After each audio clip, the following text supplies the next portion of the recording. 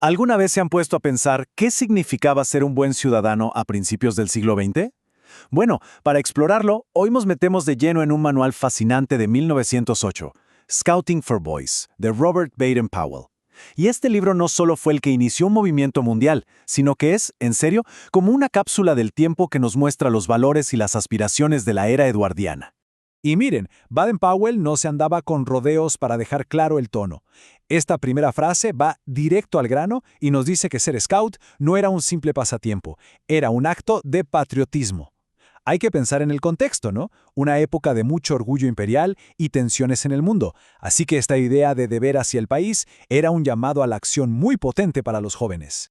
Para entender bien la visión de Baden-Powell, vamos a seguir el camino que él mismo propuso. Primero, veremos los fundamentos, cómo se forma el carácter de un scout. Después, nos meteremos en una de sus habilidades clave, el arte de la observación. De ahí, pasamos al código moral que lo guiaba todo, la ley scout, y terminaremos con el propósito final, ese deber superior que le daba sentido a todo lo demás. Bueno, arranquemos por lo primero, ¿no? ¿Qué es exactamente un scout? Para Baden-Powell, la palabra significaba mucho más que saber armar una carpa. De hecho, la idea original vino de un lugar bastante inesperado, el campo de batalla. Resulta que la chispa de todo esto fue una experiencia real durante la guerra. En pleno asedio de Mafeking, Baden-Powell organizó a los chicos del lugar en un cuerpo de cadetes. Hacían tareas súper importantes, como llevar mensajes, y así liberaban a los soldados para que pudieran pelear. Ahí vio con sus propios ojos lo útiles y capaces que podían ser los jóvenes si se les daba una responsabilidad. Y acá es donde la cosa se pone interesante.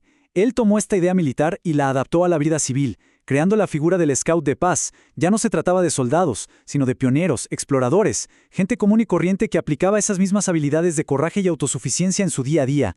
Era un estilo de vida, no solo un rol para el combate.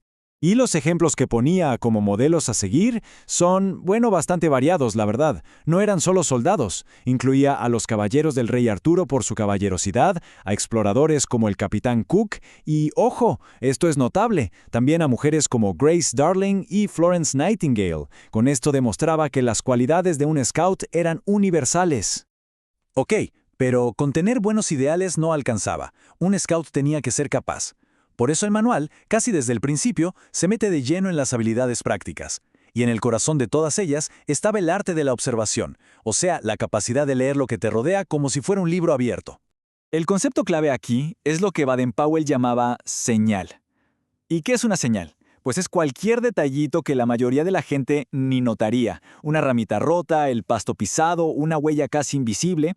Para un scout, estas pequeñas cosas eran las piezas para obtener información, las palabras que contaban la historia de lo que había pasado ahí. ¿Y cómo entrenaban esto? Bueno, el libro popularizó un ejercicio de memoria inspirado en la novela Kim de Rudyard Kipling. Imaginen esto, le mostraban a un scout una bandeja llena de objetos distintos por solo un minuto. Luego, la tapaban y a recordar todo lo que había. Era un entrenamiento directo para la mente, forzándola a anotar y guardar detalles a toda velocidad. A ver, hagamos el ejercicio mental por un segundo. Si ahora mismo nos pusieran delante 20 objetos al azar, desde un botón hasta una piedra, por 60 segundos, ¿cuántos podríamos recordar con precisión? Es mucho más difícil de lo que parece, ¿eh? Y esto nos da una idea clarísima del nivel de agudeza mental que se esperaba. Y claro, esto no era solo un juego. El libro usaba historias reales para demostrar el poder de la observación.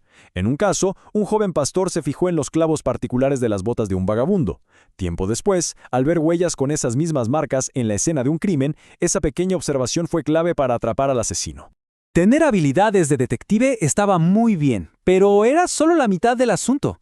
La otra mitad, y quizá la más importante, era el propósito detrás de esas habilidades. Y aquí es donde entramos en la ley Scout, la brújula moral que dirigía cada acción de un Scout. Para convertirse en Scout, un muchacho tenía que hacer 3 promesas bajo su honor. Primero, cumplir con su deber hacia Dios y el rey. Segundo, hacer todo lo posible por ayudar a los demás sin importar el costo. Y tercero, conocer y obedecer la ley Scout. Entonces, ¿de qué iba exactamente esta ley que juraban obedecer? Empecemos por la base de todo, la regla número 1. El honor de un scout es digno de confianza. La primera ley suena simple, pero es profundísima. Significaba que la palabra de un scout era un contrato, tan seria como un juramento. Si rompías esa confianza, no era un simple error. Significaba que en el fondo habías dejado de ser un scout. Y si la primera ley definía el carácter interno de un scout, otras leyes definían su acción en el mundo. Una de las más conocidas es la tercera, que se enfocaba en su propósito dentro de la comunidad.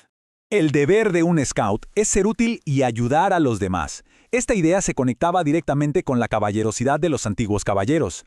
No se trataba de una bondad pasiva, sino de un servicio activo, de buscar siempre la forma de contribuir. Y esto no era solo una idea abstracta. El libro tenía un sistema práctico para asegurarse de que esta ley se cumpliera todos los días. Cada mañana, un scout se hacía un nudo en su pañuelo. Y ese nudo se quedaba ahí, como un recordatorio físico, hasta que hubiera hecho una buena acción para alguien ese día. Y todo esto, el carácter, las habilidades, el código moral, llevaba a un propósito superior, el deber mayor de un scout. Esto nos lleva a nuestra última sección, entender el porqué de todo este entrenamiento, que se resumía en 2 palabras, patriotismo y servicio. Aquí es donde entra el famoso lema, estén preparados, o como se conoce más, siempre listos.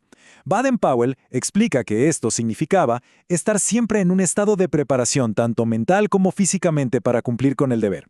Listo en la mente a través del pensamiento y listo en el cuerpo a través de la fuerza y la actividad. El ideal se resumía en una jerarquía simple pero poderosa. El país primero, uno mismo segundo. En el manual, Baden-Powell decía que este era el antídoto contra el egoísmo, un vicio que, según él, había contribuido a la caída de grandes imperios como el romano. Era un llamado directo a pensar en el bien común. El patriotismo se enseñaba de maneras muy prácticas. El manual, por ejemplo, incluía lecciones específicas como la forma correcta de izar la bandera nacional, la Union Jack. Saber estos símbolos y protocolos era parte de ser un ciudadano informado y respetuoso. Entonces, ¿cuál era una meta final? Este resumen lo dice todo. Un scout en 1908 aspiraba a ser leal, servicial, fuerte y saludable. Debía saber cómo salvar una vida, ser ahorrativo y cortés. Y todas estas cualidades se unían bajo un único propósito, convertirse en un buen ciudadano. Al final, como vemos, el manual es mucho más que un libro sobre nudos y fogatas. Nos deja con una pregunta importante. ¿Qué revela esta guía de 1908 sobre la definición de buena ciudadanía de esa época? Era una mezcla de autosuficiencia práctica, un fuerte código moral y sobre todo un profundo sentido del deber hacia la comunidad y la nación.